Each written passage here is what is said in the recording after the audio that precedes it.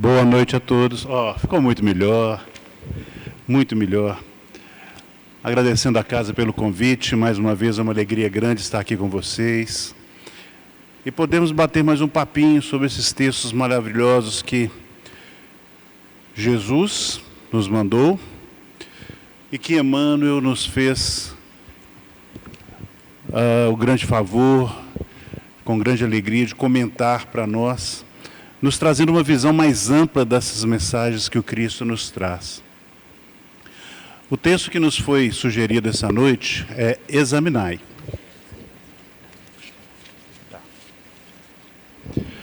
O texto que nos foi sugerido essa noite é Examinai, capítulo 83 do Vinha de Luz. E como acontece com o Vinha de Luz, acontece com Fonte Viva, Caminho, Verdade e Vida, Pão Nosso, Ceifa de Luz, Palavras de Vida Eterna, Emmanuel busca um trecho, um versículo do Evangelho e nos traz para a nossa reflexão. E o texto que ele escolheu dessa vez foi de uma das epístolas de João. Interessante, né? É de pouco conhecimento que no Novo Testamento nós temos 5 livros, 5 textos de João Evangelista. O mais novo dos apóstolos, pescador também como Pedro, e que foi designado por Cristo para cuidar de sua mãe, Maria.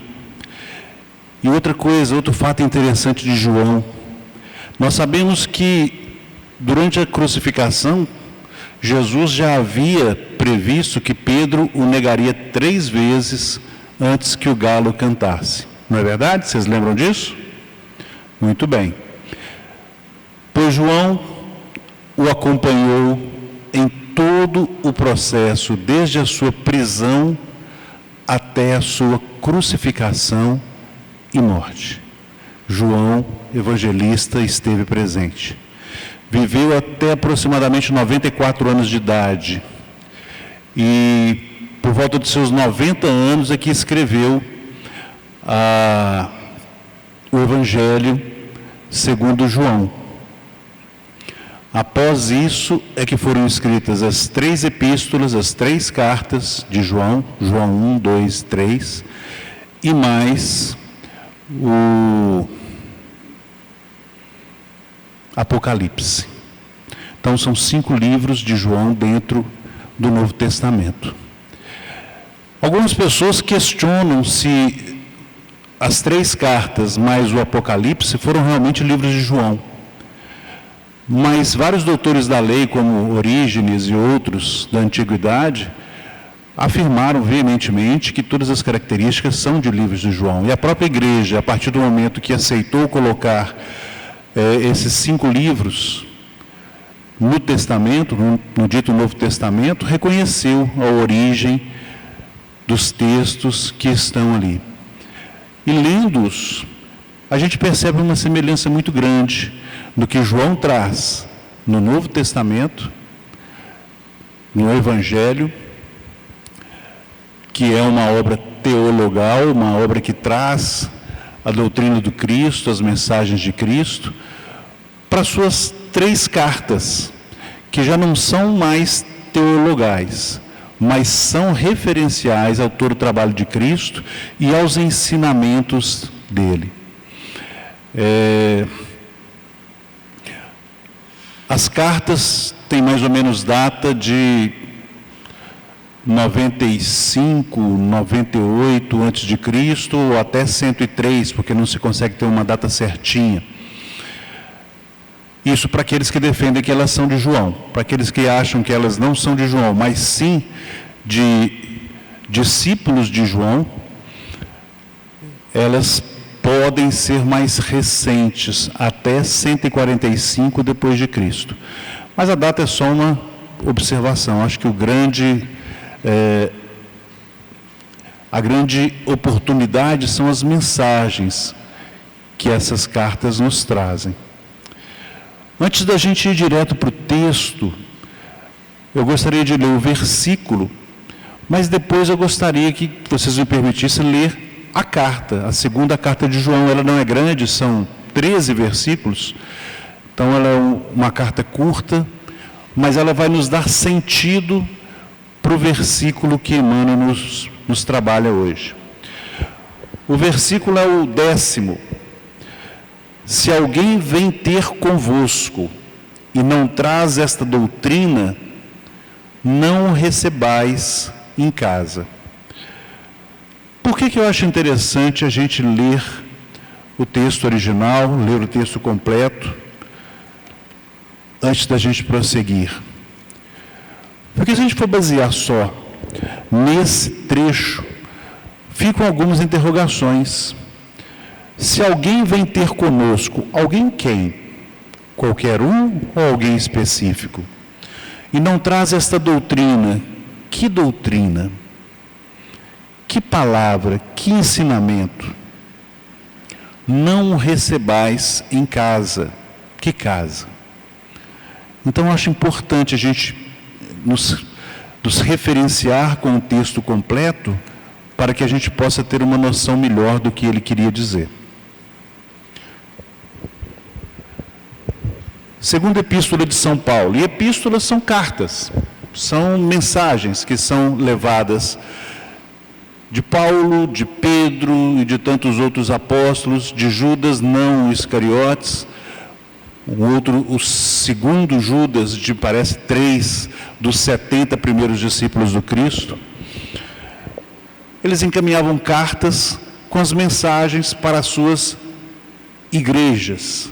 E entendamos igrejas aqui como assembleias, como comunidades, como reuniões em torno da mensagem do Cristo. E ele começa dizendo o seguinte: o ancião, a senhora eleita e seus filhos. Então aqui já nos cabe alguma reflexão. Quem é o ancião? Quem é a senhora eleita? E quem são seus filhos? O ancião era como os cristãos de Éfeso se referiam ao próprio João Evangelista.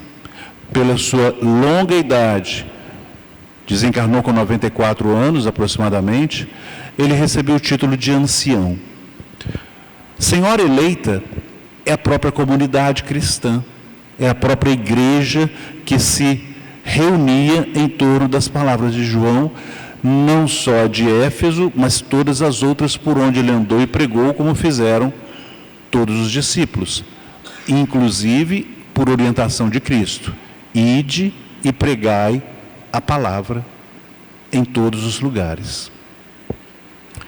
E seus filhos eleitos eram todos os cristãos reunidos ao redor dessa igreja, ao redor dessa palavra que João e os seus discípulos e as pessoas que o seguiam iam desenvolvendo, iam aceitando, iam reconhecendo, e mais que isso, iam praticando. Então vamos lá.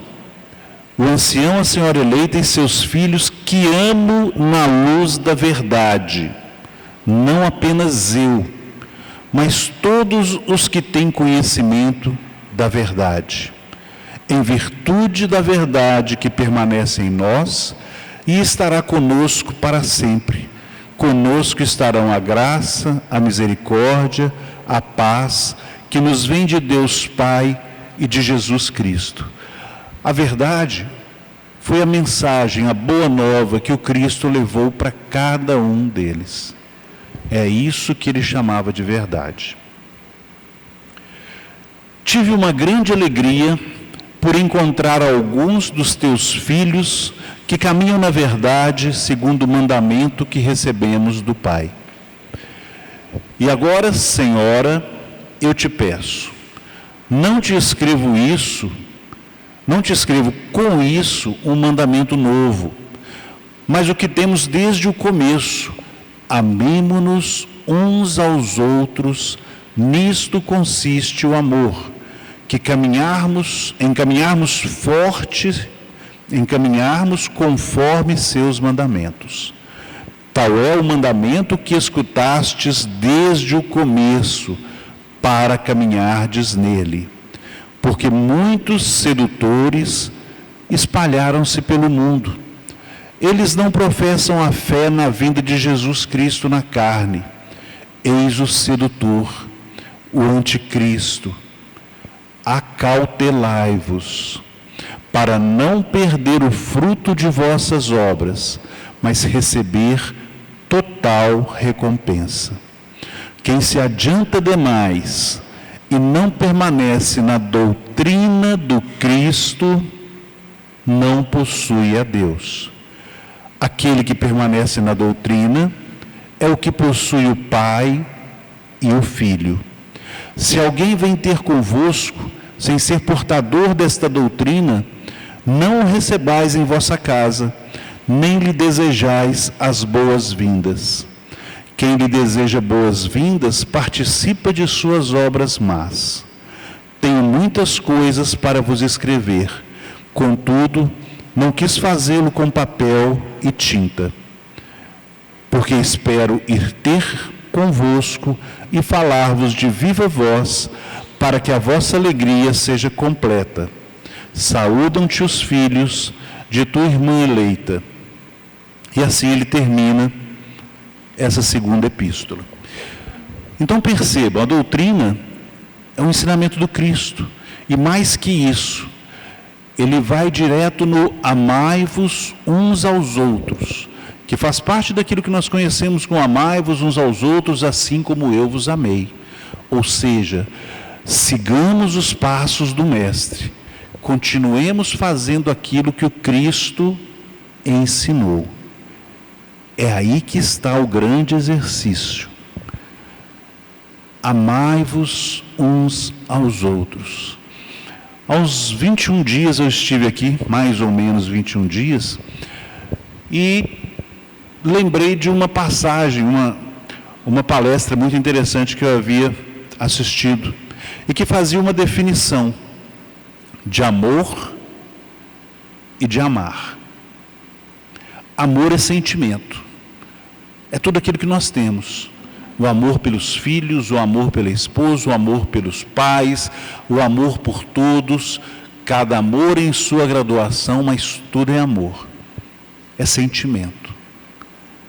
Mas amar é ação, e é a ação de exercitar o quê? A ação de exercitar o amor. Muitas vezes temos o sentimento de amar, mas não exercitamos.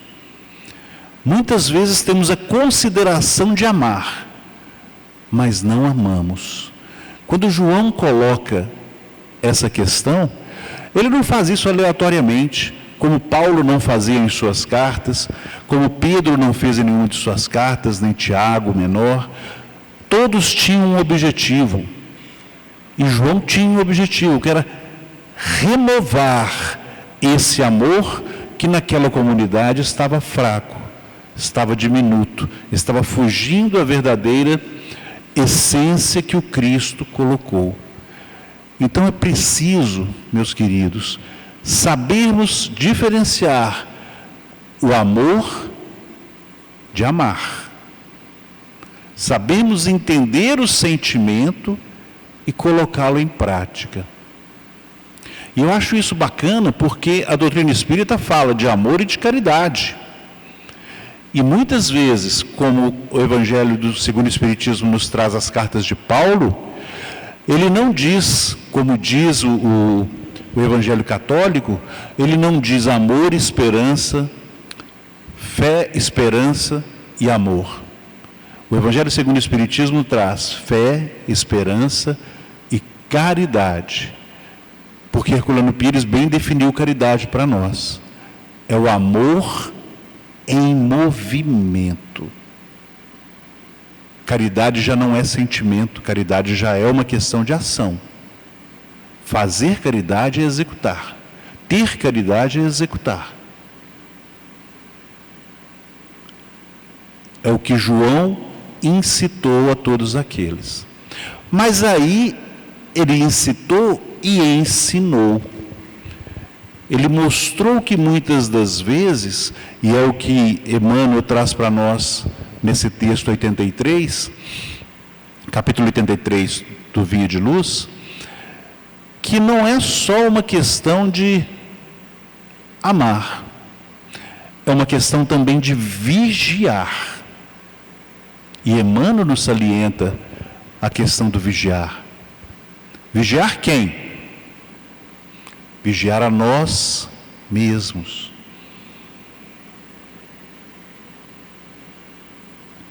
E Cristo já havia nos alertado isso antes. Vigiai e orai.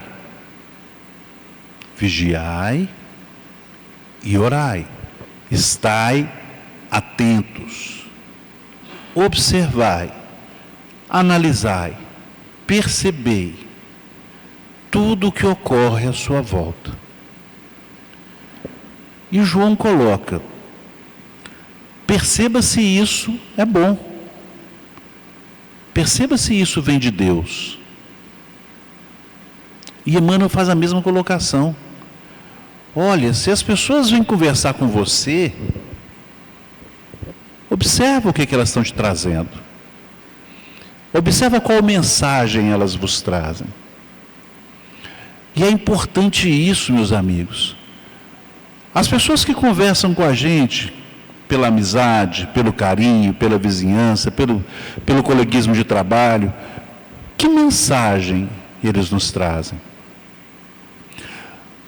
Eu diria que não dá para a gente viver o Evangelho o tempo todo, mas devemos tentar. Por que não dá para viver o tempo todo? Porque nós estamos encarnados, ainda estamos encarnados.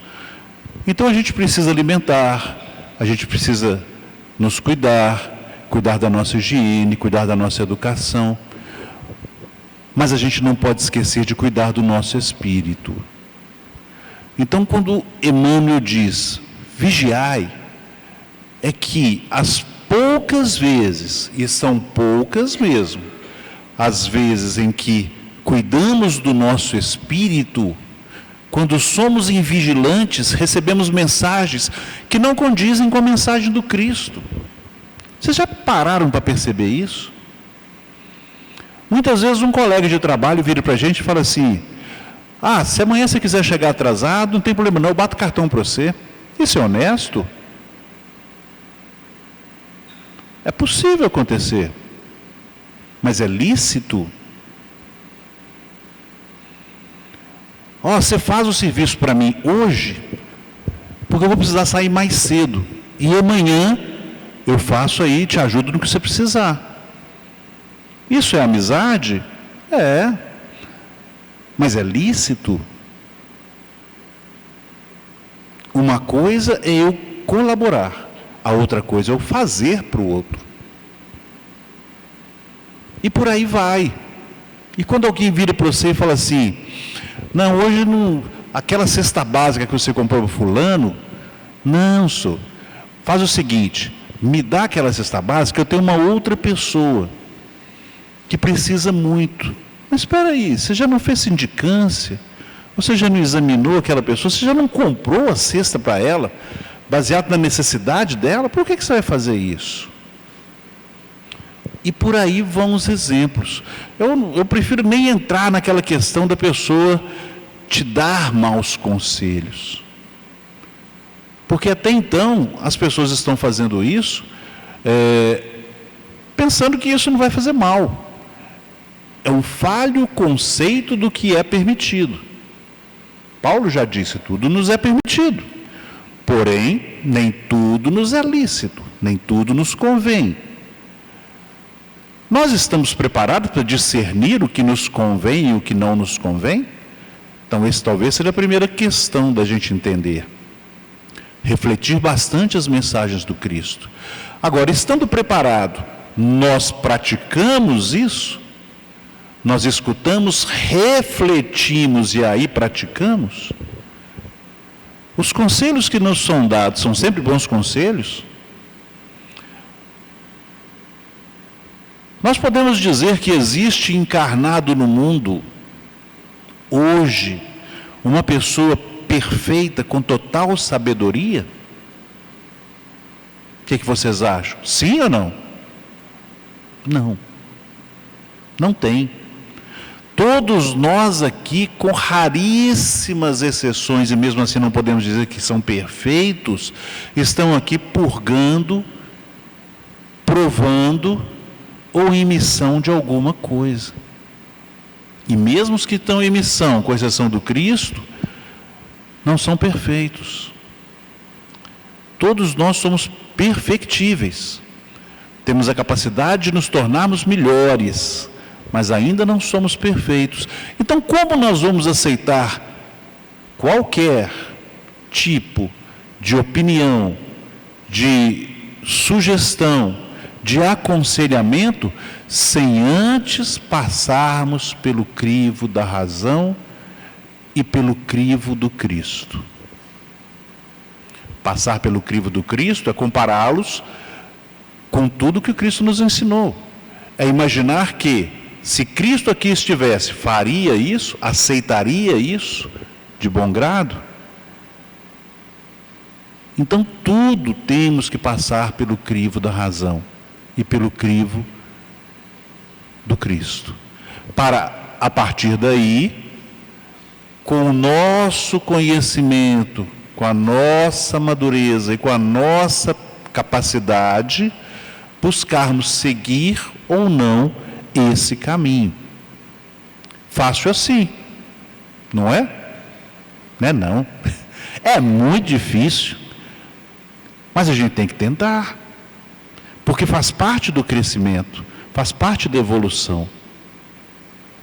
Senão nós vamos continuar errando, em nome de uma amizade mal definida, em nome de um entendimento mal definido, nós vamos continuar errando.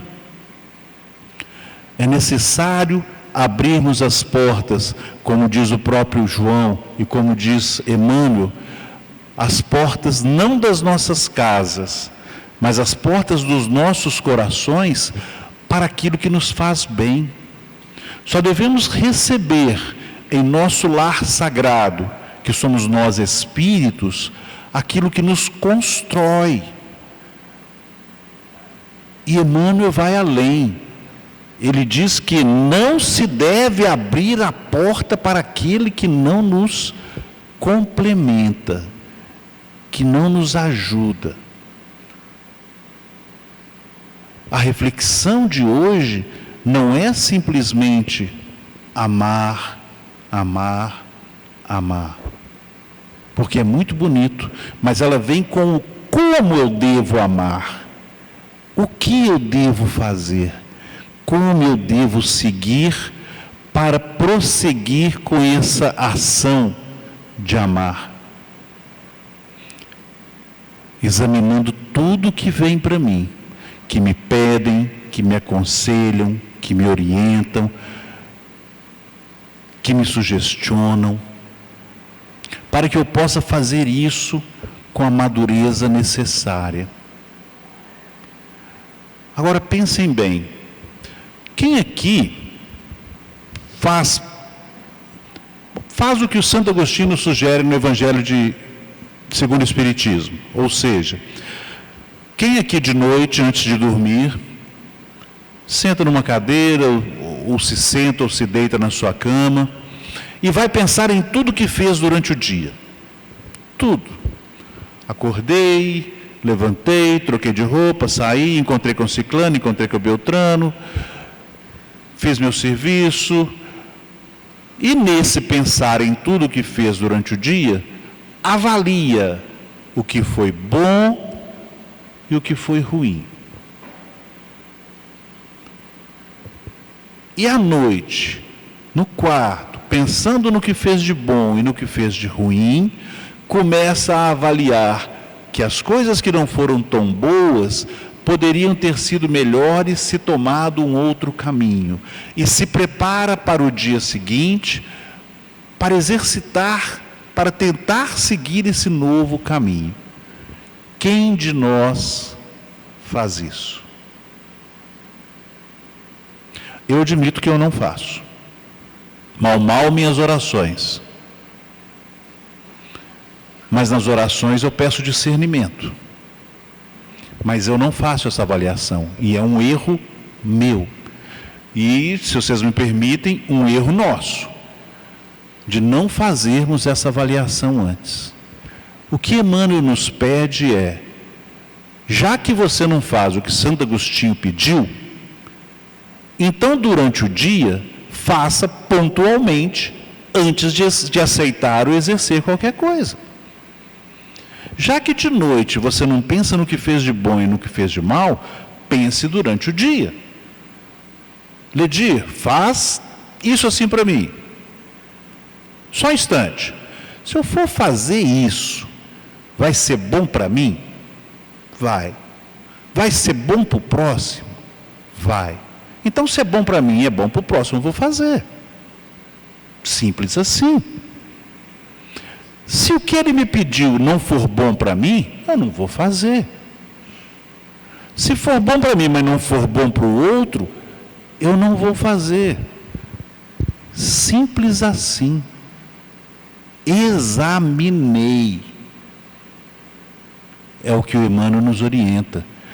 E aí é examinar tudo. Pessoal, não é um pedido tão assustador assim. Ele é assustador no primeiro momento porque a gente não pratica.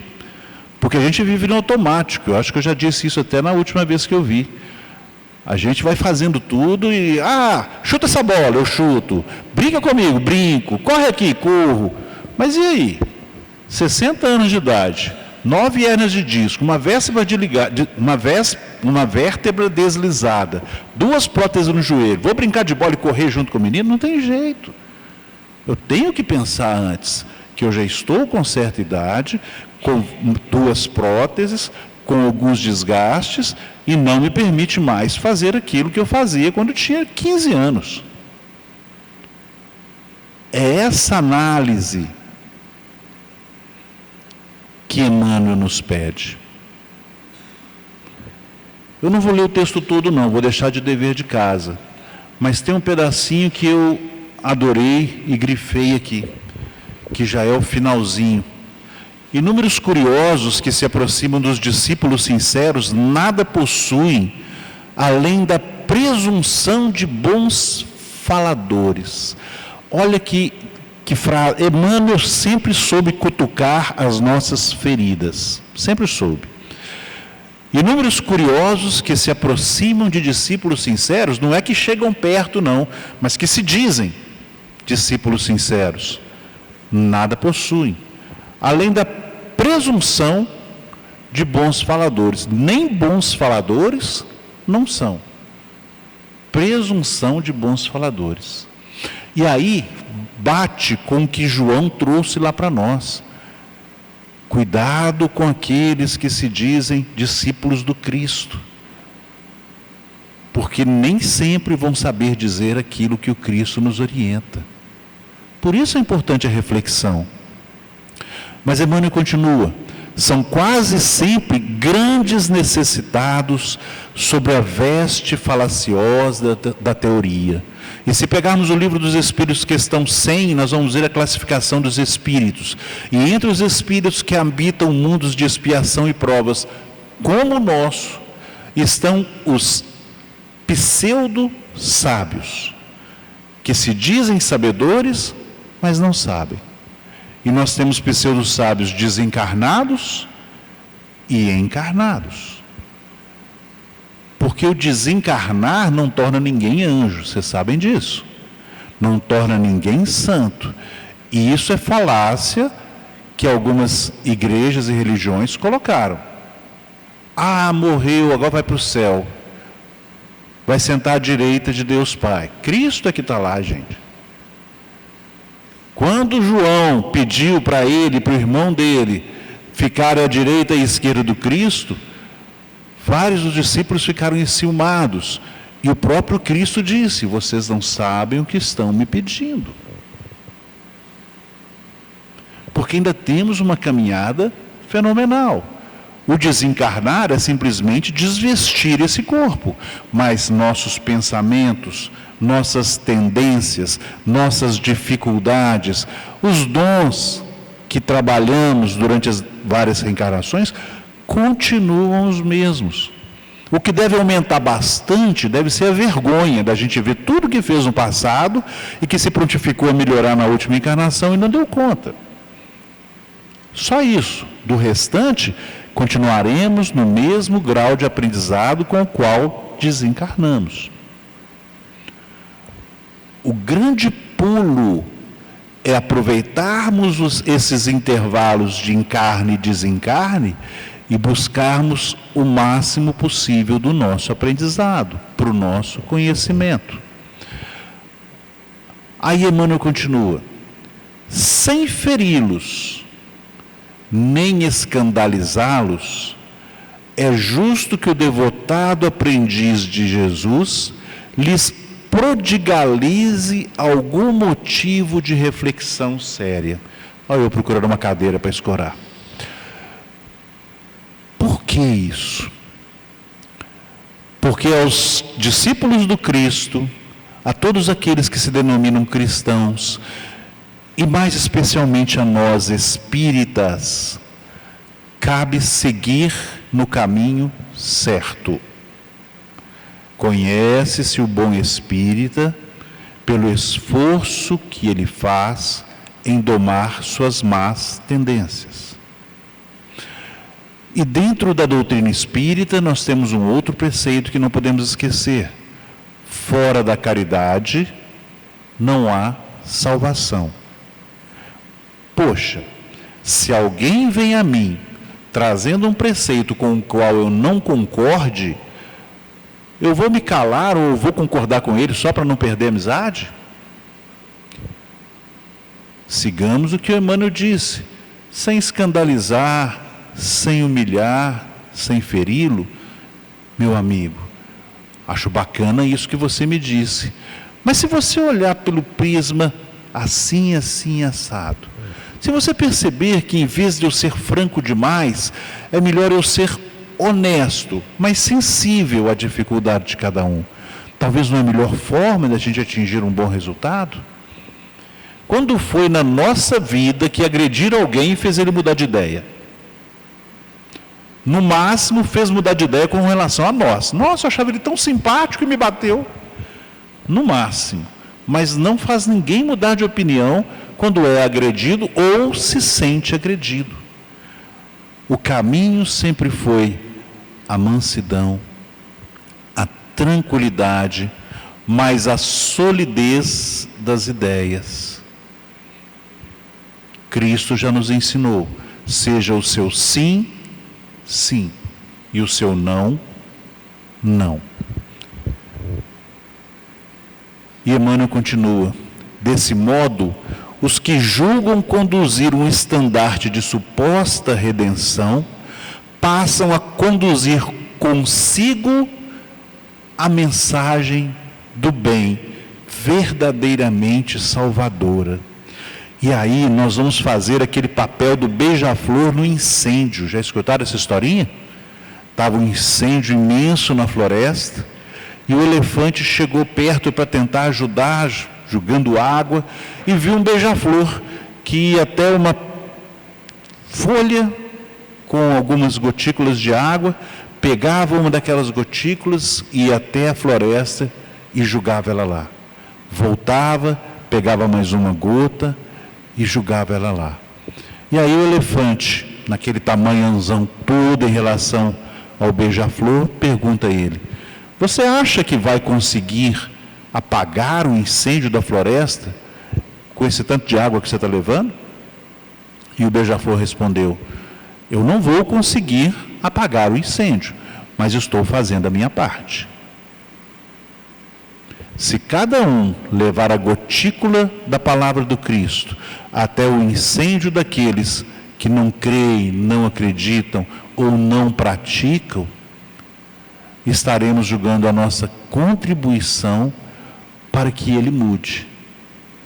Se eu estiver numa estrada, indo em direção ao centro da cidade, carregando um pão, e vier alguém no sentido oposto, nessa mesma estrada, trazendo outro pão, encontrarmos ali em cima da ponte do Niterói e trocarmos os pães, eu vou continuar indo com um pão e ele vai continuar vindo com um pão. Mas se eu estiver indo para o centro da cidade com uma ideia e vier alguém do centro da cidade para cá com uma outra ideia e encontrarmos na ponte do Niterói e trocarmos as ideias, eu passarei a seguir para o centro da cidade com duas ideias. E ele virá para cá com duas ideias. Com a possibilidade de ter uma segunda opção. Com a possibilidade de refletir sobre uma ideia nova que lhe foi dada. Com a possibilidade de praticar essa ideia.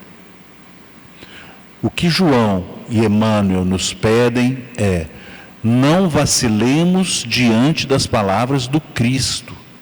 Não deixemos que outras ideias não tão frutuosas, não tão benéficas, não tão maravilhosas como foram as ideias e a boa nova do Cristo, tomem conta de nós em nosso íntimo, em nosso espírito, em nossas mentes. Não deixemos que qualquer coisa ou pessoa nos desanime de fazer o bem, de praticar o bem ou de sermos melhores. Não deixemos que nada ou nenhuma razão nos impeça de fazer a melhor coisa que pudermos fazer, porque nós somos capazes de fazer coisas boas. Cada um de nós tem essa capacidade. Sim. Se eu sei tocar um violão, eu ensino a alguém. Se eu sei cantar uma bela canção, eu canto para alguém. Se eu sei contar uma história boa, eu vou ao hospital, eu vou a uma creche, eu vou a um asilo e conto para alguém. Se eu sei fazer crochê, tricô, trabalhos manuais, carpintaria, marcenaria, seja lá o que for, eu posso ensinar a alguém dentro de um presídio ou numa situação de falta de capacidade profissional a ser alguém com uma aptidão. E sabe o que me custa isso? O reino dos céus. O não fazer me custa o reino dos céus. O não fazer me fecha as portas para as oportunidades divinas. Vocês sabem aquela historinha da pessoa que estava dentro de casa, numa chuva torrencial, igual que nós tivemos há uns dias para trás, e a água começou a subir, e a Defesa Civil avisou: saiam todos de suas casas, risco de alagamento. E essa pessoa continuou sentada em sua casa dizendo: Cristo vai me salvar, Deus vai me salvar. Daí a pouco chega a polícia, toca a sirene na porta da casa dele e fala: sai daí que você vai morrer. Deus vai me salvar. E continuou lá. Daí a pouco veio o corpo de bombeiros de barco, chamou lá na porta: sai daí, você corre risco de vida. Deus vai me salvar. Passou mais um tempo com a água já chegando na altura de seu nariz, de sua cabeça. Chega um helicóptero: sai daí, nós viemos te resgatar. Não, Deus vai me salvar. E continuou ali. E morreu. Desencarnou. Chegou no céu, encontrou com Deus e foi brigar. Mas espera aí, eu acreditei, eu tive fé, esperei que você me salvasse e você não salvou. Por que você me deixou desencarnar? E Deus virou para ele e falou assim: aqui, eu mandei a Defesa Civil, eu mandei a Polícia Militar, eu mandei o Corpo de Bombeiro de barco e de helicóptero e você não foi. Você queria que eu fosse lá? Todos os sinais foram dados. Emmanuel, João, nos dão esses sinais. Escutem os bons conselhos. Escutem as palavras da sua consciência. Aonde estão as leis divinas? Na nossa consciência. Escutemos essas palavras, escutemos essa lei antes de executarmos qualquer tipo de coisa. Até não está aqui, mas é importante dizer, antes mesmo de executarmos os nossos pensamentos, porque nós também não somos perfeitos. Então vamos escutar nossa consciência e vamos perceber se cabe dentro de cada lei de Deus, que estão todas no livro dos Espíritos. A lei do trabalho, a lei da adoração, a lei da justiça, a lei do amor, está tudo lá. Busquemos em nossa consciência o entendimento e coloquemos em prática. Examinemos, oremos e pratiquemos. Que Jesus abençoe a cada um de vocês. Obrigado pela atenção, obrigado à casa mais uma vez pelo convite. E aproveitando, desejando um bom Natal, ótimas festas e que Jesus abençoe a cada um de vocês.